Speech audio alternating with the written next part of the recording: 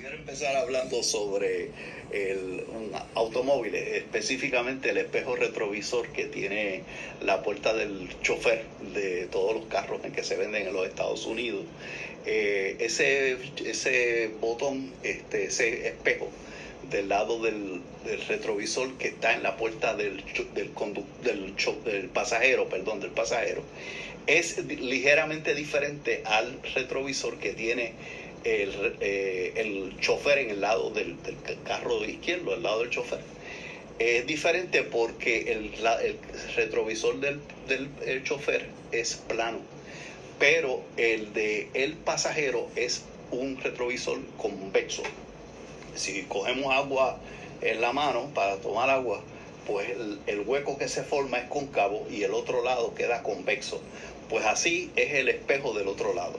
¿Y por qué eso es así? Bueno, porque los desarrolladores de los automóviles querían evitar un problema de los accidentes de tránsito, porque hay un área que el conductor le resulta ciega, y al ponerle un espejo convexo, pues entonces se reduce la cantidad de área que está en el punto ciego. Pero eso trajo un problema, que es que cuando la luz le da al espejo convexo, no refleja igual. Entonces un objeto que parece que está lejos realmente está bien cerca. Entonces hubo que resolver eso con legislación, y se pasó una ley en los Estados Unidos y en otros países que requieren que los automóviles en esa ventanita, en ese espejo del otro lado, tengan un aviso. Y todos sabemos lo que dice el aviso, ¿verdad? Objects in mirror are closer than they appear. Los objetos en el retrovisor están más cerca de lo que aparentan. Entonces eso ha dado motivo a montones de memes sobre espejos y cosas que se ven en el espejo retrovisor. Y a mí me mandaron uno la semana pasada muy interesante, porque lo que se veía en el retrovisor eran un montón de lápidas.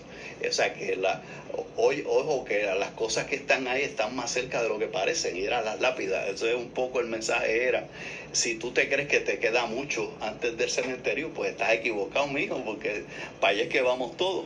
Entonces, ante esa realidad de la muerte, que uno se ríe, ¿verdad? Porque pero que es una realidad a la que ensayamos toda la noche cuando nos acostamos a dormir, porque no sabemos si al otro día nos vamos a levantar. Esa realidad que uno pretende que no existe, ¿verdad? Queremos hacernos la ilusión de que eso no nos va a pasar, que la gente que se muere son otra gente por allá lejos, y que a nosotros no nos va a tocar, pero es una realidad con la que tenemos más vale que nos enfrentemos. ¿Y cuándo es el momento para pensar en eso? ¿Cuándo es el momento para hablarle a Dios de eso, a Jesús de Nazaret? Pues el momento oportuno es ahora. Y así lo hizo Santa Isabel. Entonces yo voy a hoy hablar sobre Santa Isabel y sobre algunos rasgos de su vida, específicamente la oración de espera de Santa Isabel. Dios nos hace experimentar la oración, nuestro diálogo con Él, de la manera que más nos conviene en cada momento. Santa Isabel es un ejemplo de cómo la paciencia se transforma en plena alegría. Paciencia, ¿por qué? Porque Isabel llevaba mucho tiempo pidiéndole algo al Señor, y el Señor no le hacía caso, o aparentaba que no le hacía caso. Hasta que sí le hizo caso, pero le hizo caso contra todo lo que se preveía, porque Isabel era ya muy anciana y estéril, igual que su esposo Zacarías. Cuando Isabel vio entrar a la Virgen María a su casa, ya se dio cuenta de que había dejado de ser una niña, posiblemente, bueno, y venía de lejos para empezar, porque Isabel vivía en un pueblito que está a las afueras de Jerusalén, que se llama Ein Karem, y de punto N, Karem, a las afueras de Jerusalén, y la Virgen venía de Nazaret, que queda a 65 millas, 104 kilómetros de distancia, si trazamos una línea recta utilizando la regla de Google Maps. Pues eso, para compararlo y tener alguna medida que nos ayude a entender las distancias, pues yo busqué en el mapa Humacao, la plaza de Humacao, y puse una línea en esa dirección, y me dio Castañer, el barrio de Castañer en Lares. O sea que la Virgen atravesó desde la Plaza de Humacao hasta Castañer en Lares. Pero ojo que no había autopista ni vehículos de motor, o sea que ella no pudo llamar un Uber, o sea, fue a patitas o con un burro. Y entonces llega a la casa de su prima Isabel, y cuando Isabel la ve se da cuenta de que había dejado de ser una niña, de que había pasado algo grande con ella, y el Espíritu Santo hizo que San Juan Bautista, que estaba en el seno de Isabel, brincara de alegría. Probablemente Isabel había visto crecer y nacer y crecer a la Virgen, pero después habían vivido una lejos de la otra.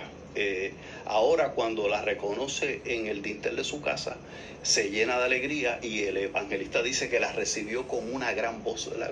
Cuando uno ve a una persona que hace tiempo que pues uno sale, habla en voz alta, fulano, qué alegría verte, la recibió con una gran voz, y lo que dijo está recogido en el Evangelio según San Lucas, en el versículo 43. ¿Quién soy yo para que me visite la madre de mi Señor? ¿Quién soy yo para que me visite la madre de mi Señor? Y me lo puedo preguntar yo también. ¿Y quién soy yo para que la Virgen María también esté pendiente de mí? Pues así es las cosas. De eso es que tenemos que darle gracias a Dios.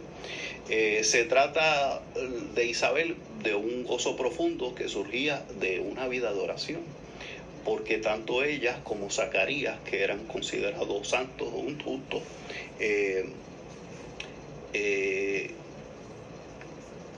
eran admirados por la comunidad como un ejemplo a seguir.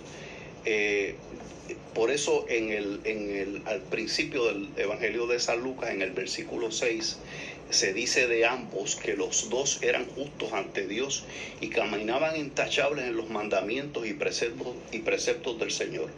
No tenían hijos, ahí es que se dice que no tenían hijos porque Isabel era estéril y los dos de edad avanzada. Y a pesar de que Isabel era estéril y a pesar de que los dos eran de edad avanzada, Isabel seguía pidiéndole al Señor que le diera un hijo. ¿Cómo lo sabemos? Lo vamos a ver más adelante por el mismo texto de Lucas. Y en todos esos años, ya los dos mayores, ellos son los únicos que sabían de su oración. Bueno, eran ellos dos y el Señor.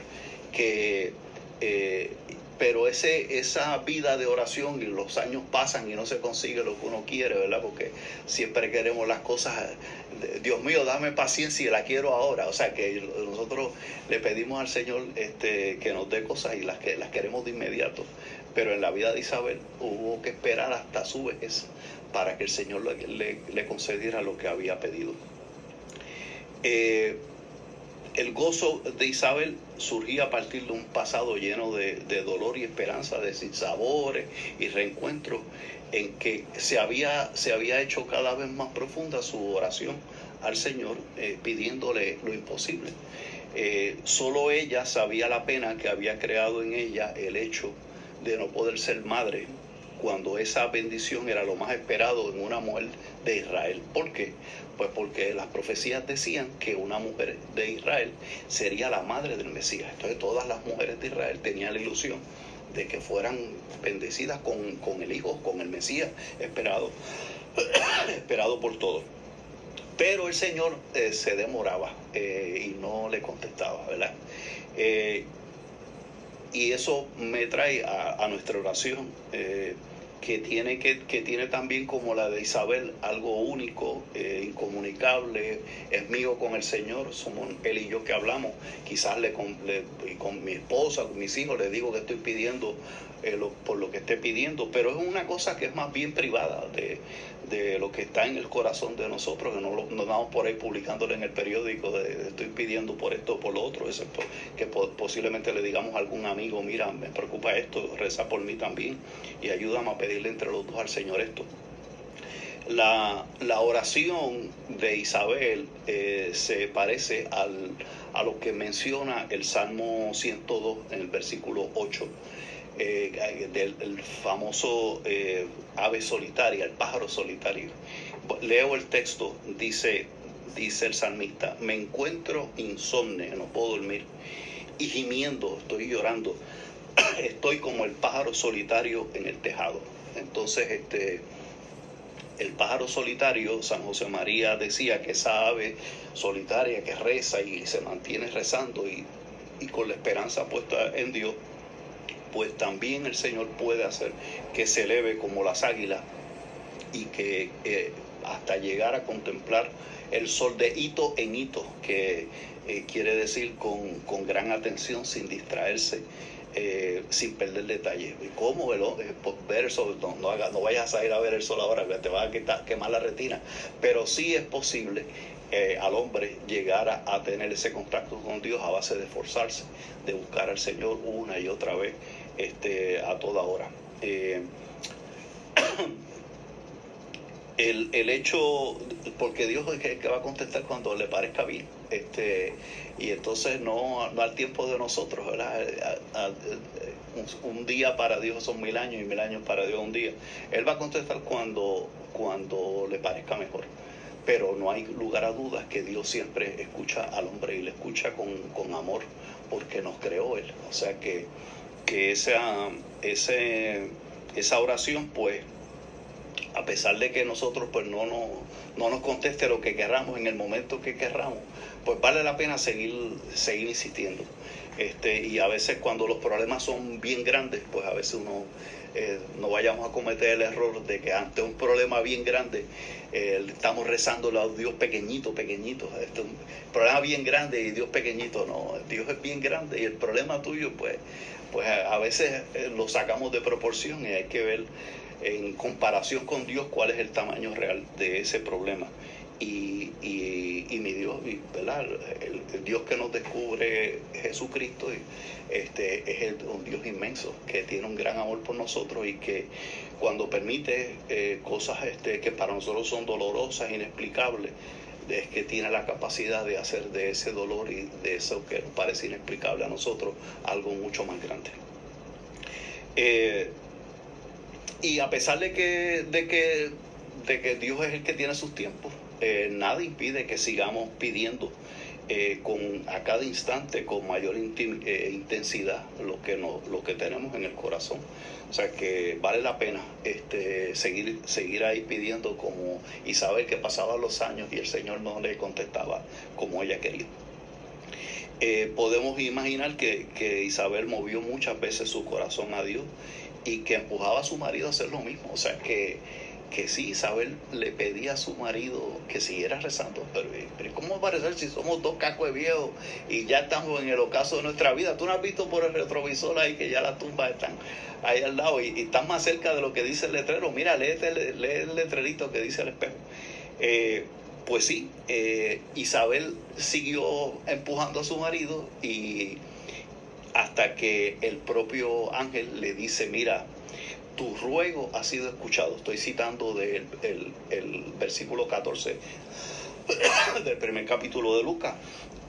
Tu ruego ha sido escuchado, tu mujer te dará un hijo y le pondrás por nombre Juan. Y sabemos, ¿verdad?, en el caso de nosotros que vivimos en Puerto Rico, que nuestro escudo dice que Juan es su nombre, porque se quedó mudo, porque dudó, y se quedó mudo hasta que naciera el hijo. Y entonces le preguntaron cómo se iba a llamar. Ya Isabel le había dicho que se llamaba Juan, pero ¿cómo va a ser si en tu familia no hay ningún Juan? Se debe llamar Zacarías, que es como se llama tu marido. Y le preguntaron a Zacarías, y Zacarías escribió en un iPad, escribió Juan es su nombre, Johannes Nomus Est, me parece que es como se dice en latín, que es lo que tiene el escudo de Puerto Rico. Para Isabel, lo que terminaría siendo una oración confiada en el Señor, tuvo que pasar por el horno purificador del tiempo y de las adversidades, igual que a nosotros. Atardecía en su vida y Dios seguía oculto en un aspecto crucial. ¿Por qué parecía que él no había escuchado sus plegarias por tantos años? ¿Por qué no le había dado un hijo? A pesar de que era una mujer buena y Dios y su marido, imagínate, sacerdote en el templo. Es que eso no contaba para Dios. ¿Por qué se tarda tanto en contestarme lo que le estoy pidiendo? pero seguía pidiendo, seguía ahí con la machaca, dame lo que te pido. En esa necesidad expuesta, en esa debilidad del pobrecito que le lleva las manos hacia Dios para que Dios le dé una gracia, un regalito, ella perseveró, y no solo perseveró, sino que en esa oración se fue haciendo mejor persona, porque estaba conectada con Dios, estaba pidiéndole, y su corazón le decía que Dios le escuchaba, y le escuchaba aunque no le hubiera dado un hijo, como quiera, porque el Señor siempre está escuchándonos. A veces nos contesta como nosotros queramos, y a veces nos contesta con el silencio. Y cuando yo, ¿qué hago con el silencio? Pues lo cojo, acepto el silencio de Dios, y lo cojo y lo hago mío, lo llevo a mi corazón, porque viene de Dios también. Mi alimento es hacer la voluntad del que me envió y llevar a término su obra. Eso lo aprendimos de Jesús. La palabra de Él. Y yo, ¿qué hago yo?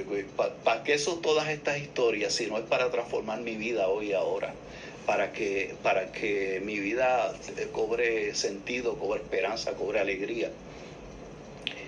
Y esa alegría de Isabel, en este caso, se manifiesta con una expresión que conocemos todos, que la decimos todos los días en el rosario. Le dijo Isabel a su prima: bendita tú entre las mujeres y bendito es el fruto de tu vientre. Lucas capítulo 1 versículo 42. Y eso lo han repetido todas las generaciones, citando a Isabel como un piropo a la Virgen, piropo que dice Isabel llena del Espíritu Santo. La madre de mi Señor es como la llama a Isabel. Pues nuestro camino de oración conlleva una identificación profunda con la cruz, para darnos cuenta de que a veces lo que a veces parece estancamiento no se da a mi tiempo, sino al tiempo de Dios. Pues en realidad es un avance. No se pierde nada, la oración nunca se pierde, y podemos y debemos seguir esperando. Y yo tengo un cáncer terminal, pues es legítimo que le pida a Dios que me curación. Pues claro que se lo puedo pedir hasta el último momento de mi vida, y el Señor me lo curará o no me lo curará, pero de que me esté escuchando no hay duda, y de que el Señor se alegra con mis alegrías y sufre con mis tristezas, pues también no hay duda. Pues, ¿cómo va a ser si Dios es un espíritu? Sí, pero es que el Dios nuestro es un Dios cercano, un Dios que tiene un corazón de hombre y que tiene un rostro de hombre, el rostro y el corazón de Jesucristo, nuestro Señor, que está en el cielo resucitado, pero que sigue allá, se continuó unido el cuerpo de Jesucristo, el cuerpo humano, con la persona divina. Entonces, si tiene dudas sobre esto, pues quizás la mejor manera es coger un crucifijo en la mano y ponerse a mirar el crucifijo y ver lo que el libro completo, que toda la enseñanza que tiene el crucifijo. Valdría la pena tenerlo cerca, tenerlo quizás en el lugar de trabajo, o quizás debajo de la almohada para dormir. Hay gente que yo veo en las películas que duermen con un revólver en la mano. Bueno, pues quizás deberíamos dormir con un crucifijo debajo de la almohada, cada cual lo que le dé la gana. Pero sí, el crucifijo nos puede ayudar a entender muchas cosas de Dios y de nosotros mismos, de nuestra existencia terrenal. Termino con una cita de Lamentaciones, el libro de las Lamentaciones, capítulo 3, versículo 22. El gran amor del Señor nunca se acaba y su compasión jamás se agota. Pues eso, o sea que vale la pena continuar rezando, aunque veamos los objetos en el retrovisor más cerca, y los objetos son que se nos está acabando el tiempo aquí, como se está acabando ahora el tiempo en Zoom. Así que ahora voy a decir algunas preguntas para que nos ayuden en nuestra reflexión, en nuestro examen de conciencia.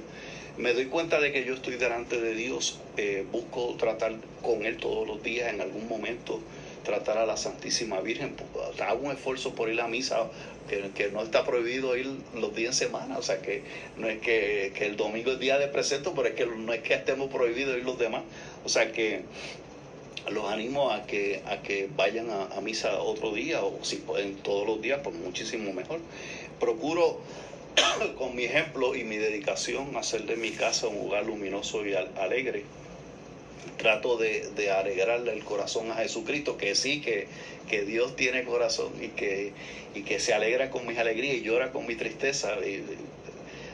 Recordamos el episodio de ver a Lázaro muerto y llorar, y más muerto estoy yo a veces con mis pecados, y el Señor se compadece de mí y me busca la vuelta y trata de liberarme de la esclavitud del pecado para que yo sea libre como libre es Él.